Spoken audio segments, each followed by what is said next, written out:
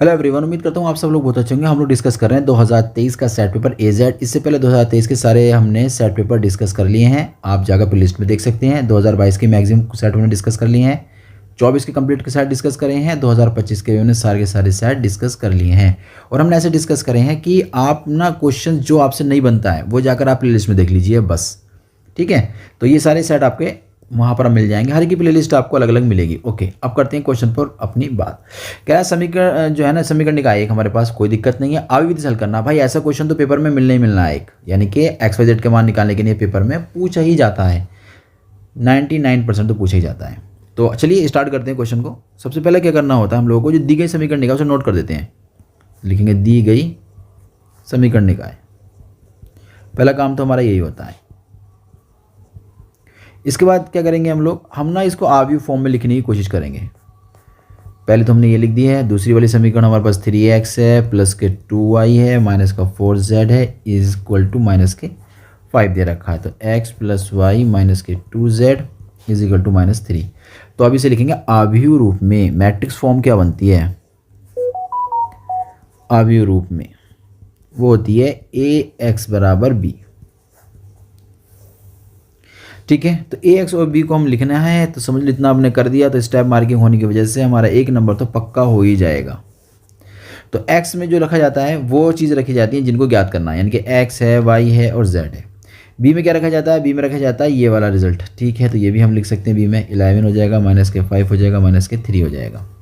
ठीक है, इसके बाद बचता हमारा ए में कौन रखा जाता है? देखो ए में समीकरण एक देखो। समीकरण एक में एक्स का गुणांक कितना है, वाई का गुणांक कितना है और जेड का गुणांक कितना है। समीकरण दो में बताओ अब जल्दी से। x का y का और z का गुणांक। फिर ऐसे ही यहाँ पर क्या करेंगे, x का y का और z का गुणांक ले लेंगे। तो इस तरीके से हम क्या करते हैं, इनको फाइंड आउट कर लिया जाता है। अब बताओ a बराबर कौन होगा? तो एक आप बता सकते हैं कि a तो हमारा ये बनेगा भाई। ठीक है, समझ लो आपने अपना एक नंबर पक्का कर लिया।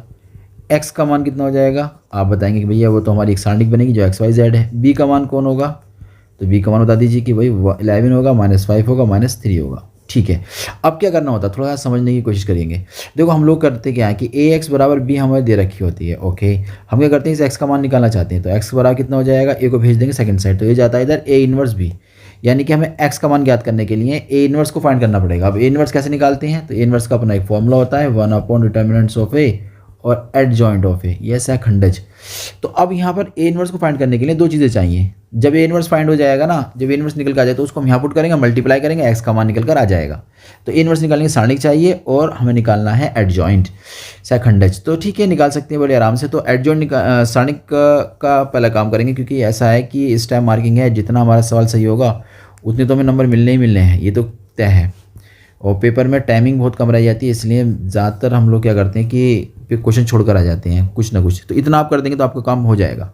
इसे ओपन करते हैं। ओपन करने में तरीका आप लोग जानते होंगे कि पहले हमारा ये एलिमेंट सेलेक्ट करते हैं, तो ये सामने वाले एलिमेंट्स हम नहीं ले सकते, जो बच गए हमारे वो यहाँ नोट किए जाएंगे। ठीक है, तो समझ में आ गया। अब दूसरा एलिमेंट लेंगे -3। तो -3 ऑलरेडी है तो माइनस लगाते हैं बीच में, तो +3 हो जाएगा। सारणी बनानी पड़ेगी, इसका करस्पॉन्डेंस ये और ये नहीं ले सकते, जो बच गए वो आपको लेने पड़ेंगे। तो इस तरीके से आपने क्या काम करा, यहाँ तक कर लिया। अब 5 को लेंगे तो 5 के सामने आप ये नहीं ले सकते, ये नहीं ले सकते, जो बच गए हैं आपको उसको नोट करना पड़ेगा। ठीक है ठीक है ठीक है, अब सोल्व करो। माइनस का 4 हो जाएगा, प्लस का 4 हो जाएगा।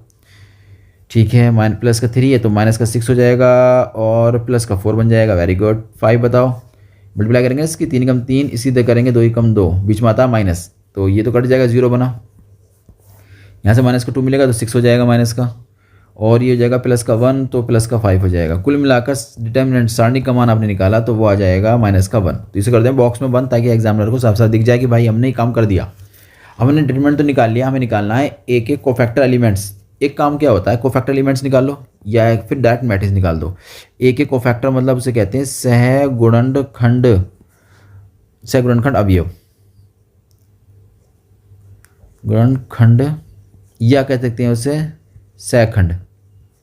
सहखंड भी चल जाता है, सहखंड अवयव। अवयवों की हम लोग मैट्रिक्स फाइंड कर लेते हैं डायरेक्ट अवयव।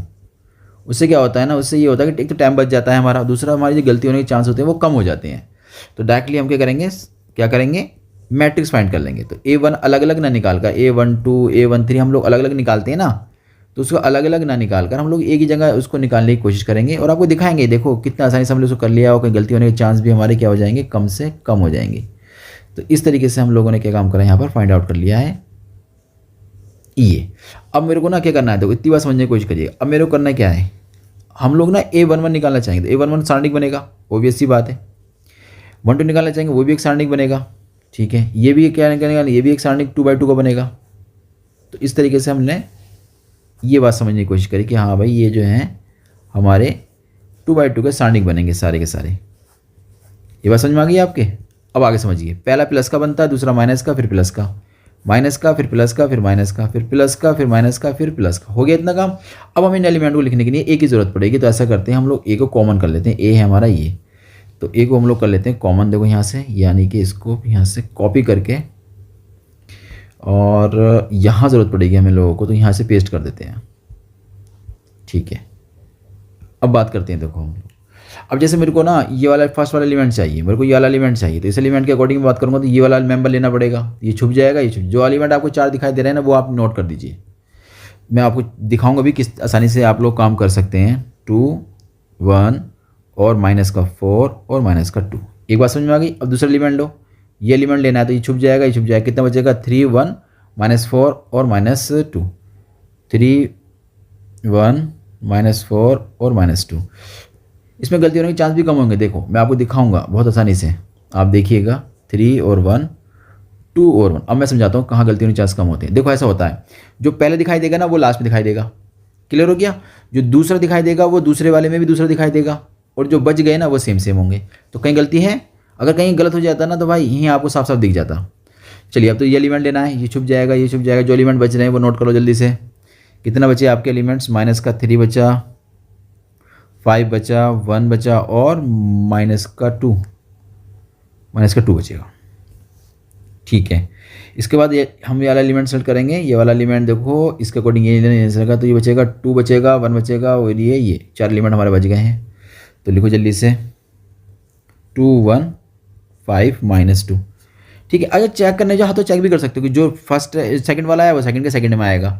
अब जो ये बच गया ना आगे वाला, ये आगे आ जाएगा, जो पीछे वाला है वो सबसे लास्ट में चला जाएगा। ऐसे भी आप चेक कर सकते हो या एकदम भर सकते हो। इस एलिमेंट को सेलेक्ट करेंगे तो ये एलिमेंट नहीं जाएगा। तो कौन कौन से एलिमेंट बचे वो नोट कर दो। आगे कितना बचा, 2 और 1, देखो मैच कर रहा नहीं कर रहा है। लास्ट वाला कितना बचेगा, -3 और 1।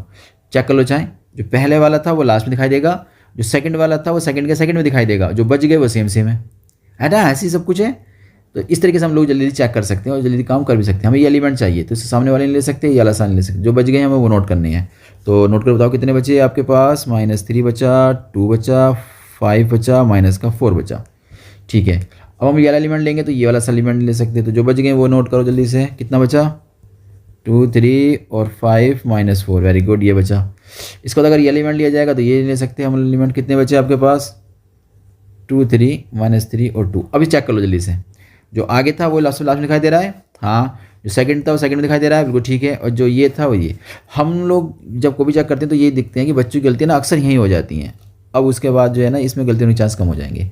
अब इसे ओपन करना, तो ओपन करने में याद रखें ब्रैकेट का यूज़ करेंगे। तो पहले ब्रैकेट मल्टीप्लाई करेंगे तो -4 आएगा, -4 +4 हो गया, ठीक है। नेक्स्ट वाली में ब्रैकेट लगाएंगे तो -6 बनेगा और +4 हो जाएगा, ठीक है, ये भी सही हो गया। इसमें करेंगे 3 हो जाएगा, -2, ये भी ठीक है, समझ में आ रहा है हमारे। आगे देखो ये माइनस की ब्रैकेट है, ठीक है, खोलो इसको। कितना बनेगा ये वाली ब्रैकेट में, 3 दूनी 6 हो जाएगा और -5 हो जाएगा। इस ब्रैकेट में कितना हो जाएगा, -4 और -5 हो जाएगा, ठीक है। इस वाली ब्रैकेट में कितना बनेगा, 2 -3 बनेगा। 2 -3 तो खुला है तो +3 बन जाएगा, ठीक है। नेक्स्ट करो जल्दी से। करेंगे 4 तिया 12 और 5 दूनी 10 बन जाएगा, ठीक है। नेक्स्ट वाले में माइनस लगाना है तो हो जाएगा 4 दूनी 8 और 5 तिया 15, ठीक है। नेक्स्ट देखो 2 दूनी 4 और 3 तिया 9, माइनस का तो माइनस का खुद लगा हुआ प्लस का बन जाएगा, ठीक है। तो इतना हो गया हमारा, सी बराबर निकल कर आ गया। देखो टाइम भी बचेगा और गलती होने के चांस भी यहाँ पर कम हो जाएंगे। पहला एलिमेंट तुम्हारा कट ही गया, ऑब्वियस सी बात है, कट जाएगा, 0 मिलेगा। दूसरा कितना बनेगा, -2 तो +2 बन जाएगा। नेक्स्ट कितना होगा, 1 हो जाएगा। इस वाला कितना हो जाएगा, 1 -1 बन जाएगा। ये 9 बचेगा, माइनस का ये हो जाएगा 5। अच्छा इसका माइनस लगाना रह गया क्या, हाँ माइनस लगाना रह गया था, तो माइनस का 5 हो जाएगा, ठीक है। क्योंकि पहला ऐसा होता है ना, एक ये माइनस का, फिर प्लस का, फिर माइनस का, ऐसे चलता है ना। ठीक, नेक्स्ट देखो आप जल्दी से, ये बचेगा आपके पास 2, ये हो जाएगा 23 हो जाएगा, माइनस का प्लस का बन जाएगा, ये हो जाएगा 13। ठीक है, हमने सी निकाल लिया। अब एडजॉइंट निकालना है, सेकंडेज निकालना है। तो सेकंडेज क्या निकालना है? सी का परिवर्त। सी का परिवर्त का मतलब क्या होता है? रो को कॉलम में चेंज करना। रो को कॉलम में, ये लाइन जो है आपको पहले लिखनी है 2 1, रो कॉलम में चेंज करेंगे, रो को कॉलम में चेंज, -1 -9 -5। ठीक है, आगे बढ़ो, 2 23 और 13, इस तरीके से हमने सी डैश निकाल लिया, यानी कि एडजॉइंट निकाल लिया। अब हमें निकालना क्या है? A inverse. इनवर्स क्या होता है? 1 डिटर्मिनेंट्स ऑफ ए और एडजॉइंट ऑफ ए। तो डिटर्मिनेंट ऑफ ए हमने निकाला था, शायद हमारा आया था -1 आया था क्या, देखना पड़ेगा। -1 आया था शायद, देखते हैं चलो क्या आया था डिटर्मिनेंट। हाँ जी, बिल्कुल सही कहा आपने, -1 आया था। और इसके बाद एडजॉइंट का मान हमने निकाला है अभी, तो वो नोट कर देंगे। 0 है, -1 है, 2 है, 9 है माइनस का, 23 है, इसके बाद 1 था, -5 था और 13 था। ऐसा करते हैं, माइनस को अंदर एंटर करा देते हैं। अंदर एंटर करा देंगे तो कितना हो जाएगा? हर नंबर के साथ मल्टीप्लाई करेंगे माइनस की, तो माइनस की मल्टीप्लाई हर नंबर के साथ अगर आप कर दोगे, तो जो नंबर आपके प्लस के थे वो माइनस के बन जाएंगे, जो माइनस वाले थे वो प्लस के बन जाएंगे। और आपने ऐसा कर दिया। ठीक है, ऐसा हो गया है तो ठीक है, आगे चलते हैं। अब चलते हैं नाउ, अपना जो कंडीशन था अपन लोगों की वो ये थी। तो x का मान कितना हो जाएगा? ए इनवर्स और b हो जाएगा। x का मान तो हम जानते ही हैं एक्स वाई जेड होगा। ए इनवर्स का मान अभी अभी आपने निकाला ही है मेरे साथ, उसे आप नोट कर देंगे। और b का मान था शायद 11 -5 कुछ था। b का मान रहा ये कितना? 11 -5 -3, 11 -5 और -3। ठीक है, अब x y z, अब करते हैं मल्टीप्लिकेशंस। मल्टीप्लाई करनी तो आती है, इस रो की इस कॉलम से करेंगे तो पहले वाले की पहले वाले से, दूसरे वाले की दूसरे वाले से, तीसरे वाले की तीसरे वाले से मल्टीप्लाई करके ऐड करना है। ठीक है, ऐड करिए जल्दी से, कितना आएगा? 0 -5 आएगा और माइनस का 1, तो 5 6 6 हो जाएगा। अब क्या करेंगे? इस वाली लाइन की मल्टीप्लाई करेंगे, इसकी इससे करेंगे, इसकी इससे करेंगे और इसकी इससे करेंगे, तो करो जल्दी से। तो माइनस के तो हो जाएगा 22, ठीक है, और 9 5 45, माइनस के 45 हो जाएगा, और 3 3 6 9 9 3 6 हो जाएगा, 69 बन जाएगा। ठीक है, इसकी मल्टीप्लाई इससे करेंगे, इसकी इससे करेंगे और इसकी इससे करेंगे, तो अब कितना बनेगा? माइनस का 11 हो जाएगा, 5 5 25 हो जाएगा, माइनस का 5 25 हो गया, और ये हो जाएगा 39 39 हो जाएगा प्लस का। x हो गया, y हो गया, z हो गया। यहाँ कितना बचेगा? 1। ये कितना हो जाएगा? 7 और 6 माइनस का प्लस का 69 है, ये हो जाएगा 6 हो गया, 3 हो जाएंगे माइनस के प्लस के 39। इसका मतलब x y z बराबर निकल कर आया 1 हो गया, ऊपर बचेगा 2, यहाँ हो जाएगा 3। तो फाइनली आपने लिखा x बराबर 1, y बराबर हो गया 2 और z बराबर निकल कर आया 3। तो उम्मीद करता हूँ ये क्वेश्चन आपको समझ में आ गया होगा। हम लोग मिलते हैं नए क्वेश्चन के साथ।